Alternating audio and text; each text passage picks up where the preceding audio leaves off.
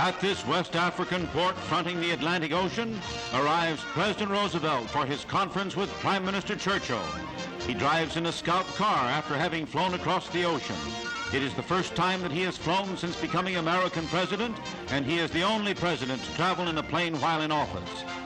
On the grounds of the president's villa, soldiers are stationed. A vigilant guard protects president and prime minister. And in the air, squadrons of planes, lest the enemy try an air raid. The hotel where the conferences are held daily. And there we see the president with Harry Hopkins, Admiral King, General Arnold, General Somerville, General Marshall, his advisors in the planning. Prime Minister Churchill and his staff of military advisors at the conference: Air Chief Marshal Sir Charles Portal, Admiral Sir Dudley Pound, First Sea Lord, Field Marshal Sir John Dill, and General Sir Alan Brooke. Combined staffs. Soviet war leader Stalin could not attend, but is kept informed, as is Chiang Kai-shek of China, as the United States joins for victory in the closest cooperation with Great Britain. A press conference by the war leaders of the two nations, and we see the president's sons, Elliott and Franklin D. Jr. The Roosevelt slogan for total victory is announced: unconditional surrender. Giraud and de Gaulle, President and Prime Minister, called to the conference the High Commissioner of the French administration and the leader of the fighting French. There are discussions for a settlement between the two French groups. General Giraud and General de Gaulle agree to maintain diplomatic relations between their respective organizations. The military chiefs planning grand strategy for 1943, American Air Commander General Arnold and British Air Chief Portal.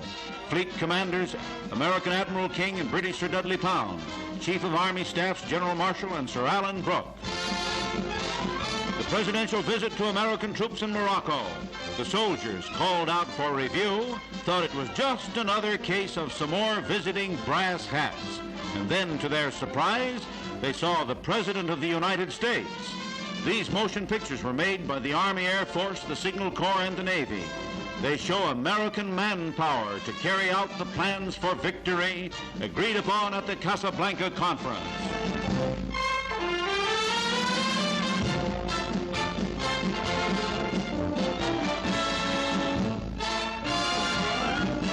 And the President sees American machine power. Masses of mechanized equipment pass in review. The Casablanca program places major reliance on United States war production of motorized armament to crush the Axis enemy. American armed power has been pouring into the African theater of war at a great rate, as you can see here. Decorated heroes of battle are greeted by President Roosevelt. They fought in the offensive that seized the strategic French colonies from Axis-controlled Vichy. They represent the valor of the fighting man, and one hero is decorated with a citation by the President. Colonel Weber prepared the plans for contacting French commander in Casablanca and securing an armistice to prevent unnecessary bloodshed. From the moment of landing until the cessation of hostile resistance, Colonel Weber's conduct was voluntary and exemplary in its coolness and daring. The most important thing of all comes at the end, the medal.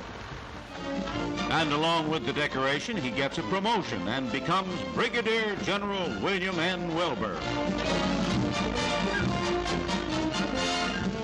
They conclude the conference with concerted plans for total United Nations victory.